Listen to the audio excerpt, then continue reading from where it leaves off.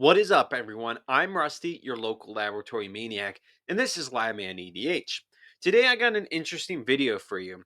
I made a lore video last week. It was a military analysis of the Brothers' War from the Antiquity set, the second expansion of Magic. Check it out if you haven't seen it.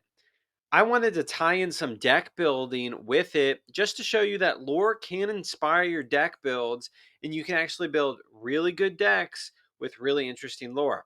Now, if you like good ideas for decks, check me out on my channel, Labman EDH. Follow me, subscribe, do all the things, and let's just jump into it, guys. This first deck is based around Tawnos, Urza's apprentice.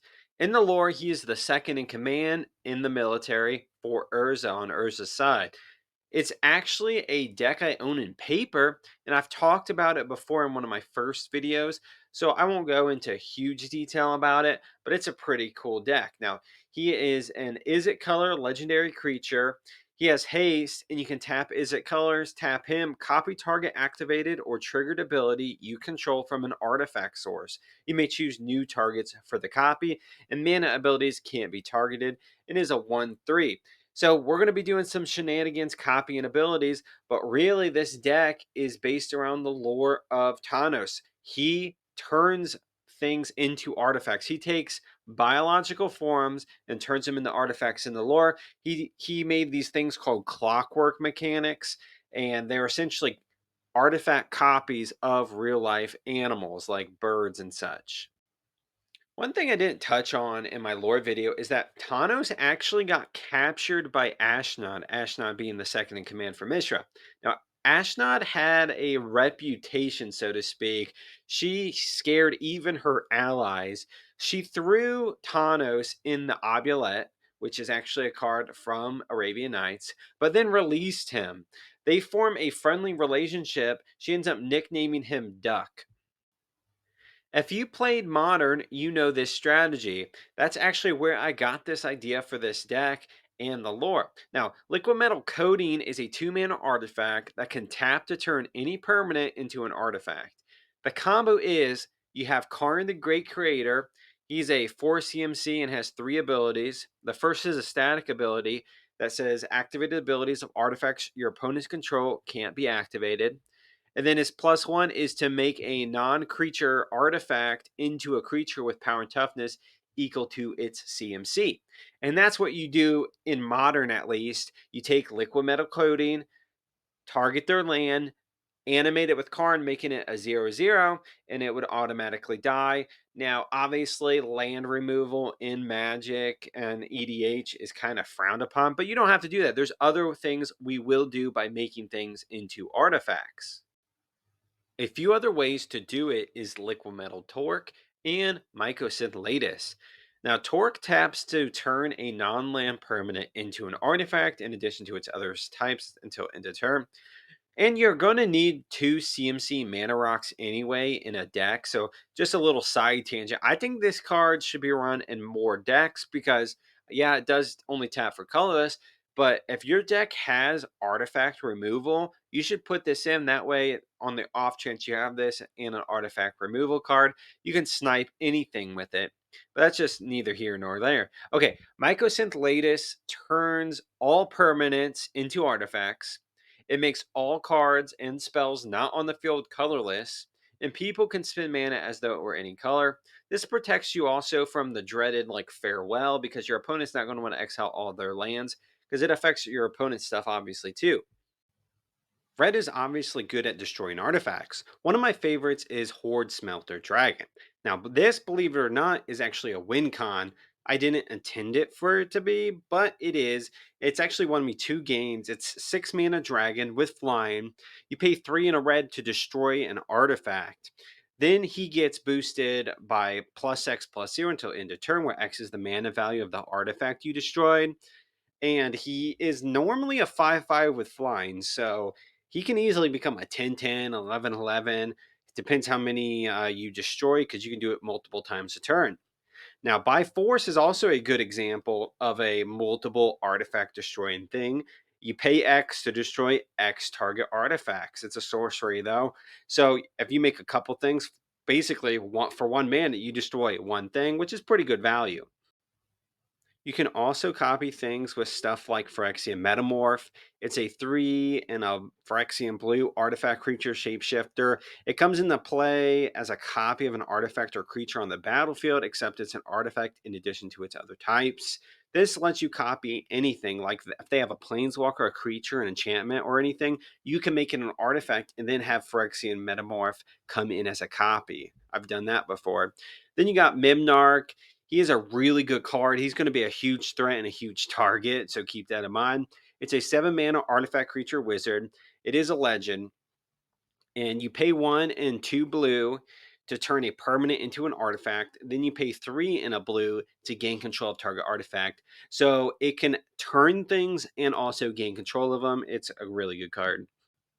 Transmogrifying Wand is great. It's a 3 generic mana artifact. It comes into play with 3 charge counters on it. You can pay 1, tap it, and remove a charge counter to destroy a creature, and that controller gets a 2/4 white ox activate as a sorcery. Now you can remove the charge counter, which is the cost, and then copy it so you get to destroy 2 things for the removal of 1 charge counter. And then you got stuff like Magistrate Scepter. It's a combo. If you can copy it twice a turn, you essentially go infinite with extra turns. It is a 3 generic artifact. You pay for it, tap it, put a charge counter on it. Then you tap it, remove 3 charge counters, take an extra turn. So you could go infinite if you have the board state 4. Another fun combo in this deck that is almost an instant kill target player is Hellkite Tyrant plus Mycosynth Lattice. Since Mycosynth Lattice makes everything an artifact, Hellkite Tyrant, when he deals combat damage, you gain control of all artifacts that player controls. And then you're probably just going to win the turn because you're going to have 20 or more artifacts pretty easy by doing that. The last combo we're going to talk about is the Mindslaver combo. This thing combos with a ham sandwich, basically. So it gains control of target player's turn, which is an activated ability, which you can copy with something like Kirkesh or your commander Tawnos. And then if you have something to put things back on top of your library or get them back from the graveyard, like Academy Ruins, you can essentially go infinite, taking everyone's turn and just using your turn to cast it. What do you need? You need 10, 11, 12. 13, 4. If you have 14 mana, you can just repeatedly do this, copying it with Tawnos, Kirkesh, and so on. So it's a 4 card combo, lots of mana, but still fun. And just real quick, I want to put this out there. September 1st, I'll be launching a Discord and Patreon. I want to put the bar of entry as low as possible so I can play games and talk with you all and still avoid all the bots that apparently swarm these kind of things. So I made it just $1 for the tier. It gets you Discord access, exclusive Patreon content and videos, Discord gameplay. We'll do spell table, I'm sure. And you can give suggestions, of course, for videos. And then other tiers are included, but you don't have to do that. I'm not in it for the profit here. I want to create a community where we can all talk and play and build decks and talk about magic lore. So I'm new to this, of course. So if you know of any ideas to throw into the different tiers, maybe you want a specific kind of content, I'd be more than happy to do that. I'm all ears. And if Patreon isn't your thing, I do not want you to feel pressured. I totally respect that. You just watching my show, watching my videos, commenting and liking are all I really want. That is more than enough. Of your time is definitely more than enough. But if you're feeling generous, go ahead.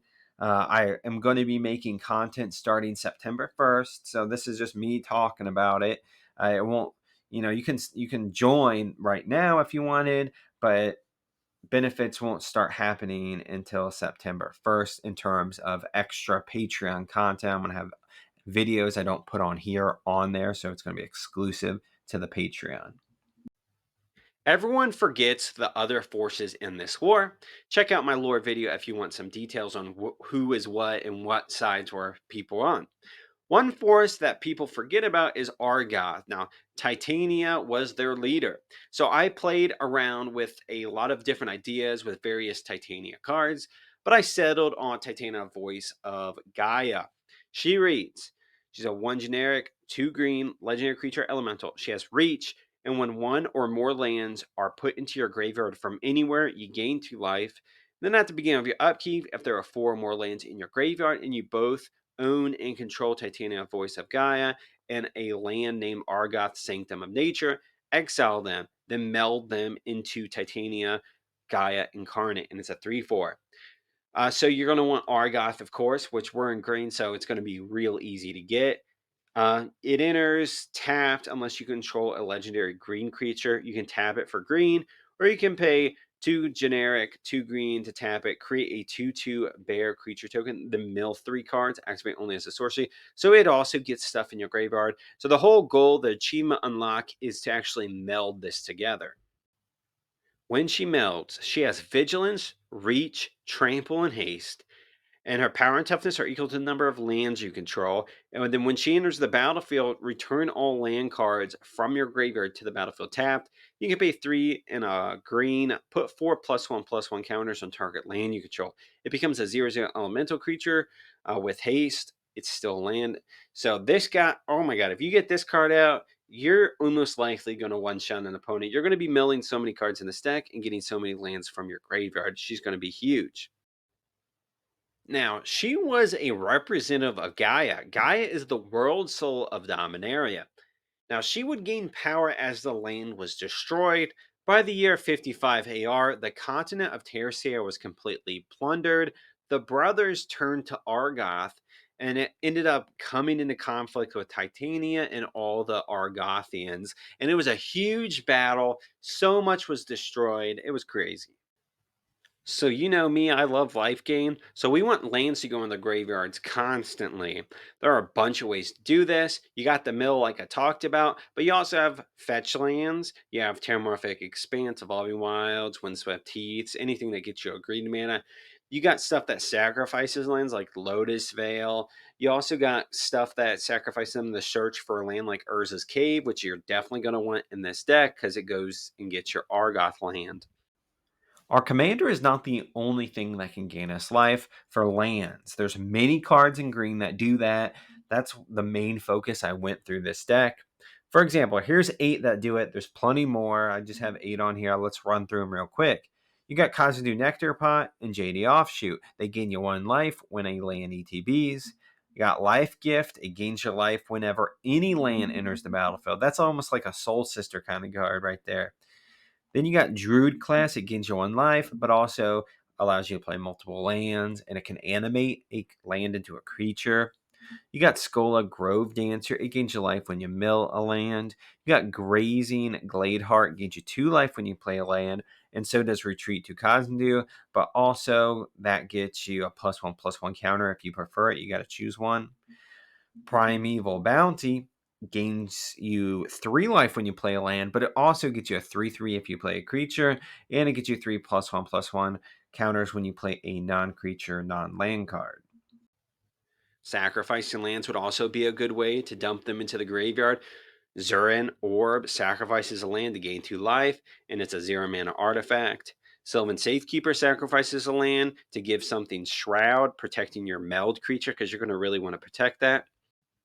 There are a lot of mana ramp cards that sacrifice a land to go get 2. You got Larval Scoutlander. It does it, but it's also a spacecraft that turns into a 3/3. You got Harrow. It does it, but they do come in untapped, and it's an instant. Broiling Regrowth is like a Harrow reprint, but they do come in tapped. You got Intish Restoration. It wants you to have a power 4 or greater, and if you do, you get 3.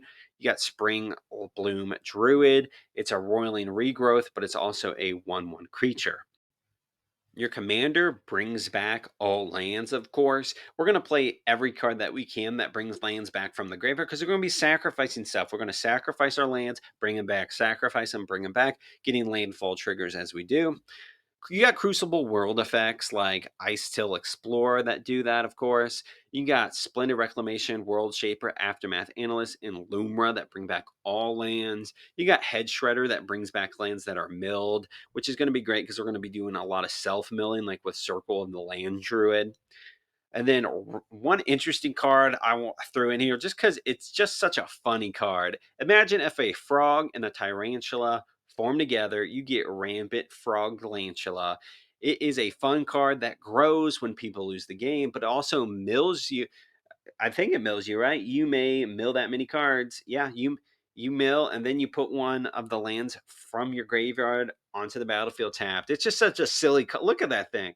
It get What a weird combo. It gets +10/+10 for each player who lost the game. When do we ever see that ability regardless? And when do we see it on a green creature? I remember there was a vampire that did it back in the day. I don't know how many effects are like that, to be honest. Things going to the graveyard or coming from the graveyard is actually a really supported theme now, thanks to the Dragons of Takir set. But you also got stuff like Crawling Sensation. It's a 3-mana enchantment that mills you 2 at the upkeep, and whenever a land is put into your graveyard, you get a 1/1 insect.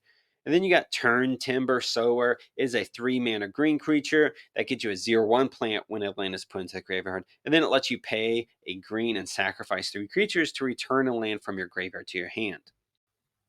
Two special lands you probably should be playing in this deck is Witch's Clinic and Glacial Chasm. Now, Witch's Clinic is a card I try to throw in every deck because life gain is just so great. You can pay to tap it. Target commander gains lifelink until end of turn, and your commander is going to be huge. And then you got Glacial Chasm. Now, this is a game changer card if that's something you care about. Basically, as a cumulative upkeep of 2 life, so every turn it gets another counter. You have to pay 2, 4, 6. And then when it enters the battlefield, you have to sacrifice a land. Creatures you control can attack and prevent all damage that would be dealt to you. So you can keep paying the cost if you want, but you can just let it go to the graveyard and then bring it back with one of your cards. So you're effectively not. And then you can also sacrifice it whenever you want. Attack, bring it back. So the downsides are minimized. It's going to be a really annoying card to face if they don't have like a Ghost Quarter. And if you don't want to include landfall abilities that gain you life, that's not the strategy you want to go. Another lore accurate thing you could do is have landfalls that bring in tokens. There are so many options. I think I found near 20. Here's 10 that I can fit on the screen. In the deck list, look at the considering section if you'd prefer this strategy, because I actually threw all of them in there. I mean, you are literally making name a token, you can make it food, treasure, elemental beast, insect, you name it. Robot is now a thing you can make in green. That's totally a green thing to do, right? Making robots. That's not lore accurate for this. Green hated artifice in this set, and Titania would hate. Okay, you don't have to put that in, but you put all the other tokens in. It'll be great. And that's essentially the strategy of this deck.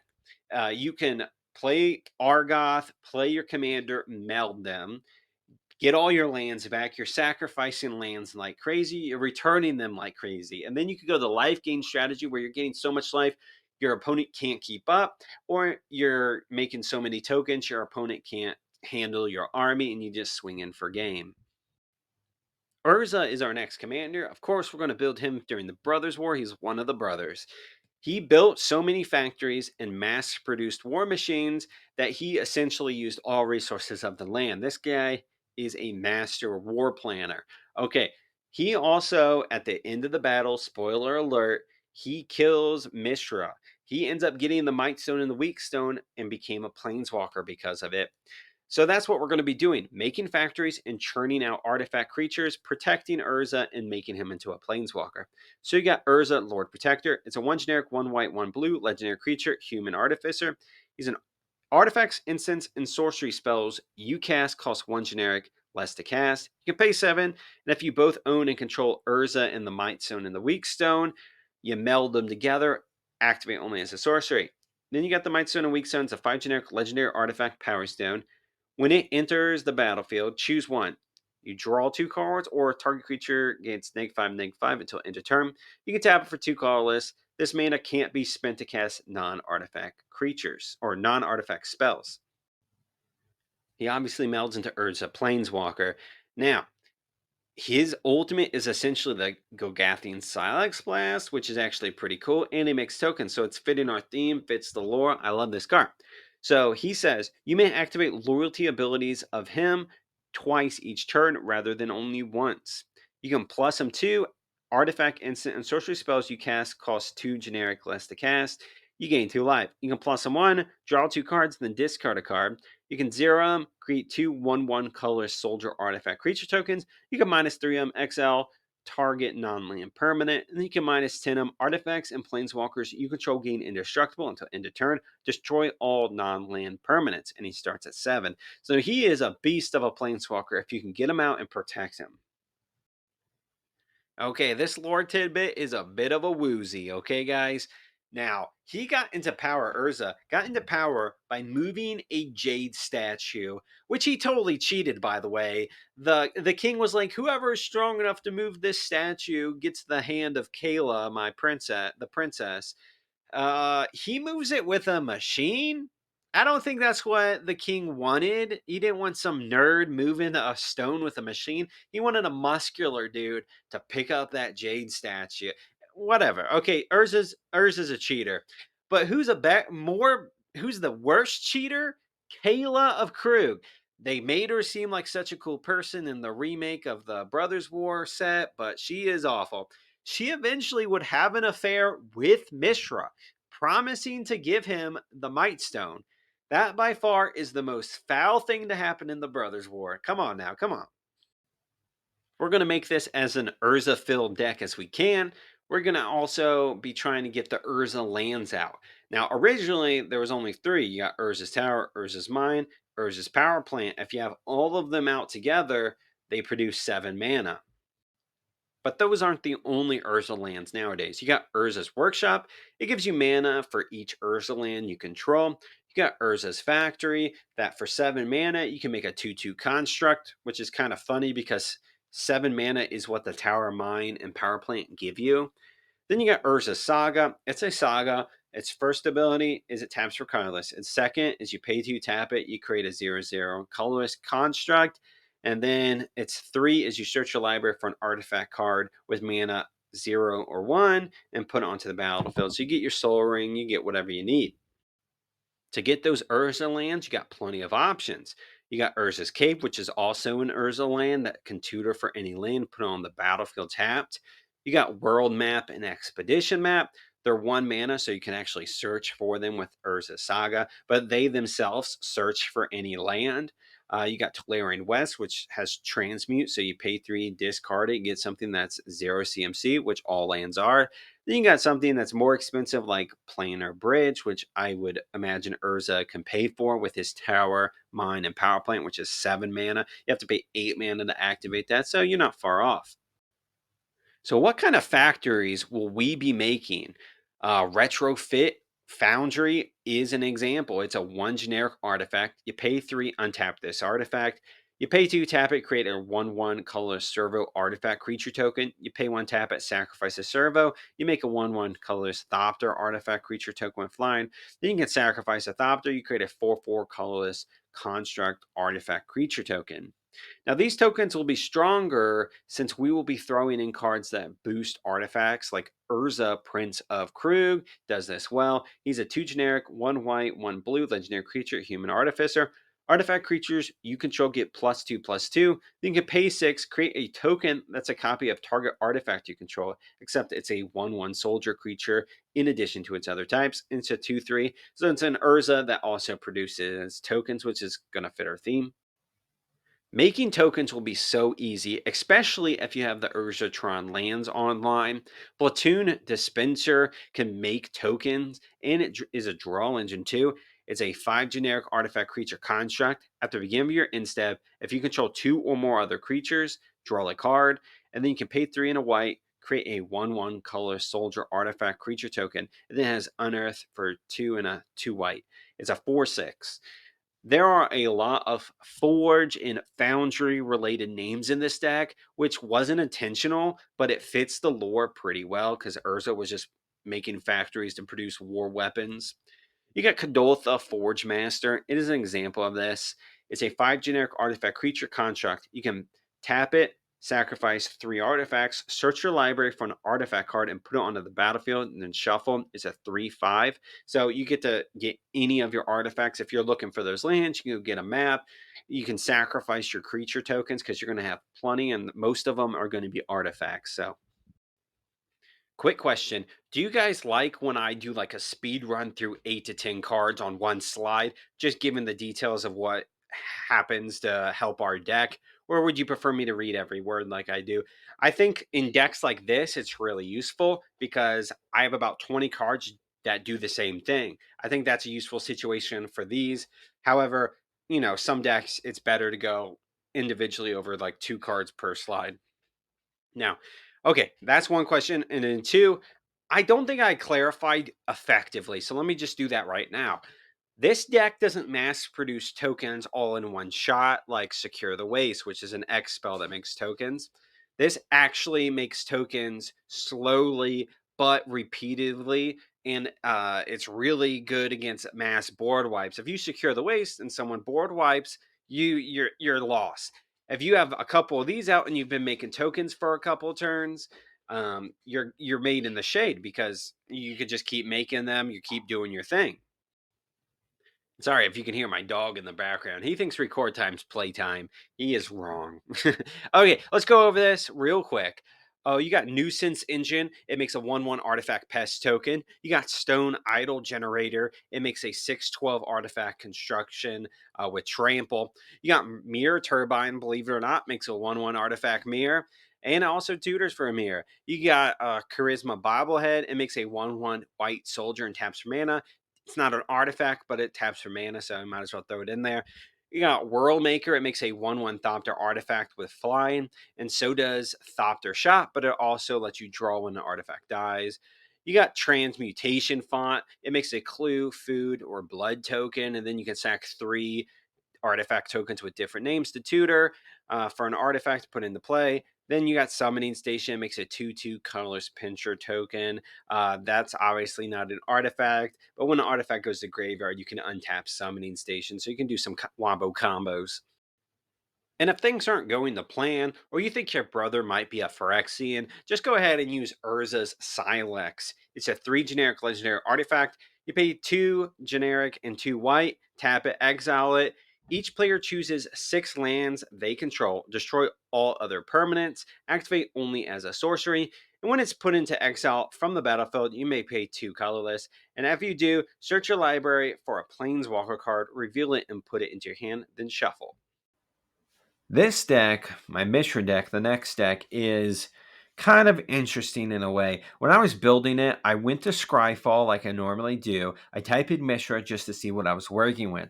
And I was going to do the meld Mishra. However, I saw these guys, and actually, I didn't really even think about it.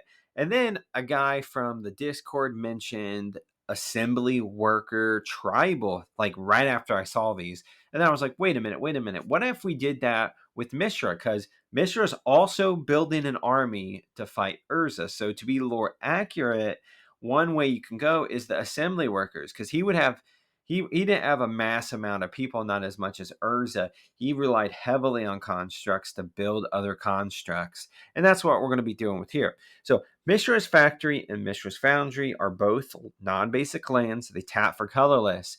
Then you can pay a certain amount of mana to animate them. They become 2/2 assembly worker artifact creatures. And then Mishra's Factory, you can tap it to increase or pump an assembly worker by +1/+1. And then Mishra's Foundry, you pay 1, tap it, target attacking assembly worker gets +2/+2. So this is going to be an interesting strategy because I don't think I even have seen an assembly worker tribal deck before. So let's get into some of the other cards. As a commander, I chose Mishra Imminent One. He's a 2 generic, a blue, a black, a red, legendary creature, human artificer. At the beginning of combat on your turn, create a token that's a copy of target non creature artifact you control, except it has the name Mishra's War Form and is a 4/4 construct artifact creature in addition to its other types. It gains haste until end of turn, sacrifice it at the beginning of the next end step. It's a 5/4. So the reason I chose him is because that blue is going to be pretty important. We're going to want to copy our lands and our artifacts. So he's pretty good. Blue is the best with that. There's a lot of copy permanent or copy land abilities that you can use. Now, Mishra and Urza accidentally kill their mentor, Tocasia, which is going to be our next commander. Spoiler alert. A blast while fighting over the weak and might stone killed her. When it did, he fled but was captured by the Falaji people and forced to do labor. Now, he would eventually become a tutor of the leader's son, and then he became a war leader after finding a dragon engine. His weak stone helped him control that dragon engine, and that's how he got into power. They were just like, "Oh, you got a dragon engine? You are now our war leader." And of course, you can throw all the Mishras in here. Mishra claimed by Gix and Phyrexian Dragon Engine are the cards that actually meld together, like I was talking about. So, claimed in Gix is a 2 generic, 1 black, 1 red legendary creature, Phyrexian Human Artificer. Whenever you attack, each opponent loses X life and you gain X life, where X is the number of attacking creatures. If Mishra claimed by Gix and a creature named Phyrexian Dragon Engine are attacking, and you both own and control them, exile them, and then he flips into Mishra lost to Phyrexia, and he's tapped and attacking. Phyrexian Dragon Engine is a 3 generic artifact creature, Phyrexian Dragon, has double strike, and when it enters the battlefield from your graveyard, you may discard your hand, and if you do, you draw 3 cards, and then has Unearth for 5, and it's a 2/2. Now, originally, like I said, I wanted to do the Mishra Lost by Phyrexia kind of meld thing where you copy him because you can copy this guy. You copy him with the red, not it becomes a non-legendary, and then you have like all these attack triggers. You could go that route, and that's a pretty fun route because look at this guy's abilities.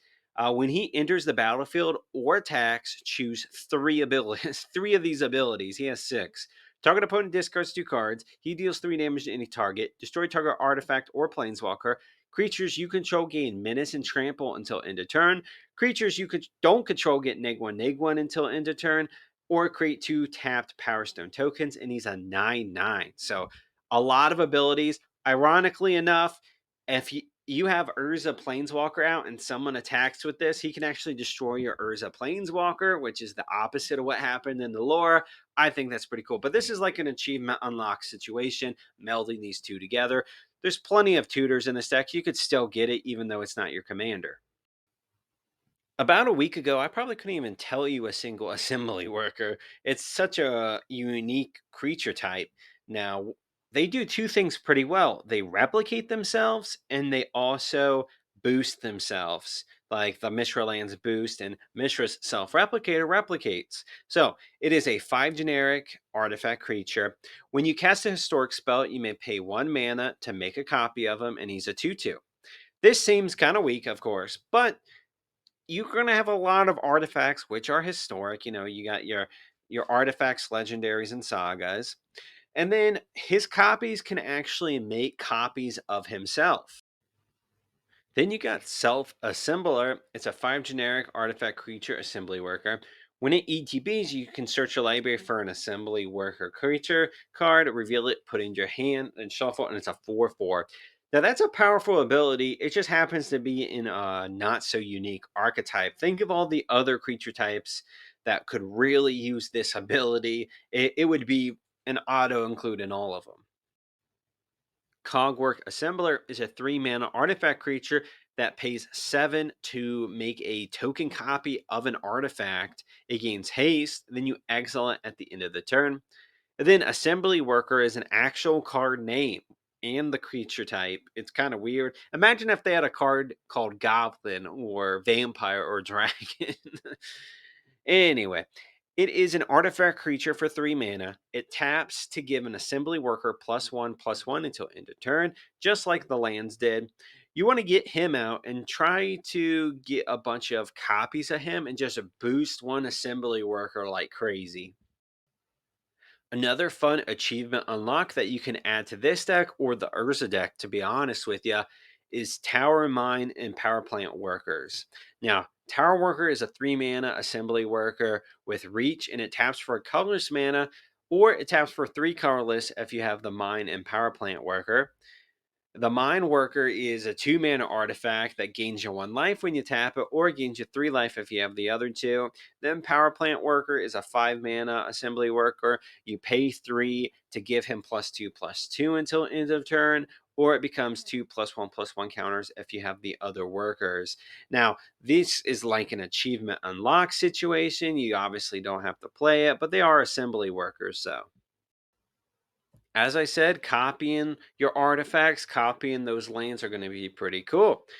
Realms sketching is a 2 generic, 2 blue sorcery. You create a token that's a copy of target artifact, creature, or land. So it's doing literally the copies of everything we want. Then you got Mirage Mirror. You've probably seen this in a game. It's a 3 generic artifact. You pay 2. Mirage Mirror becomes a copy of target artifact, creature, enchantment, or land until end of turn. These are going to copy your assembly workers, and they're going to copy your Mishra's factories, whatever you want. Unlike other archetypes, there's not 30 assembly workers out there. It's a niche and small creature type, of course. One thing that you can do is change creature types. You got Conspiracy and Maskwork Nexus that both change creature types.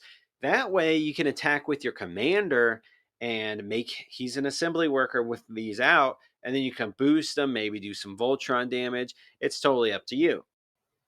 Your Mishra lands turn into artifacts, so you can even copy them with something like Sculpting Steel. It's a 3 mana artifact that ETBs as a copy of an artifact on the battlefield. And running indestructible artifacts is good. Your commander makes copies of them, and they're 4/4 creatures and with indestructible, so that's pretty good. So lands like Drossford's Bridge, you also got Dark Steel Ingot, you name it, you can throw it in here as indestructible because then it'll become an indestructible creature. Some land searching theme card apply just like the Urza deck, Urza's Cave, World and Expedition Map, Tolarian West, and Planar Bridge. You also have black in here, so you can just do generic tutoring, which is good. And I find this fitting that Urza and Mishra have decks with similar cards, similar strategies almost, but completely different decks. It mirrors the lore perfectly. I couldn't even planned it this way. And that's the deck. You focus on assembly workers, especially the lands, and then you beat face with them, you copy them, and you try to boost whatever you can to get in for lethal. Now, this last deck is around Tocasia Dig Site Mentor. She's a 1 generic, 1 green, 1 white, 1 blue, legendary creature, human artificer. Everyone's a human artificer, it seems like. Creatures you control have vigilance and tap surveil 1. And then it's you pay 2, 2 green, 2 white, 2 blue, exile her from your graveyard.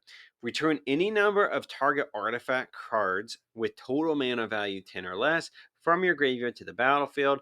Activate only as a sorcery, and it's a 4/3. So, this is doing a few things that we love. It gives your creatures a tap ability. Then it can mass recur artifacts as long as the total number of artifact CMC is 10 or less. Now, keep that in mind. Now, most go the artifact route, but we are going to go the tap and untap route. We have artifacts in the deck, of course, because we wanted to recur them, but we really want to use that surveillability, and we're going to be using a lot of cards that deal with untapping, like the Fifth Doctor. It's a 2 generic, a white and a blue legendary creature, Time Lord Doctor. At the beginning of your instep, you put a +1/+1 counter on each creature you control that didn't attack or enter the battlefield this turn. Untap those creatures, and it's a 2/2. So as we're surveilling, setting up our board state, this will untap them, boost them, untap them, boost them, and keep going. It is actually a pretty cool strategy. I have the Fifth Doctor as a commander. He's pretty powerful. Now, Tocasia is a great character. She revolutionized the whole continent really by digging up this technology. It was going to make people's lives better until Urza and Mishra came. Now, they had the stones. They wanted each other's stones. And then she was like, you know what, just give them to me. I'll examine them and I'll hold them. So you guys don't have to argue anymore. But neither trusted her. Each believed she would give the stone to the other one. The blast that killed her was probably the combined blast of the brothers, but each blamed the other, not taking responsibility for the blast. Accountability for these guys is their kryptonite. You'll have plenty of draw and card advantage in this deck. Wily Duke is a good example. It's a 1 generic, 1 green, 1 white legendary creature, human ranger, has vigilance, and when he becomes tapped, you gain a life and draw a card, and he's a 4/2. Pretty simple.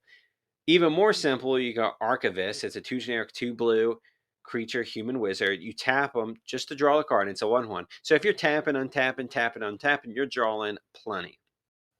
Beguiler of Wills is one of the best cards in the deck, and if they don't have removal on the spot, you're essentially going to win with this guy. This is good. This is actually a pretty cool secret commander too.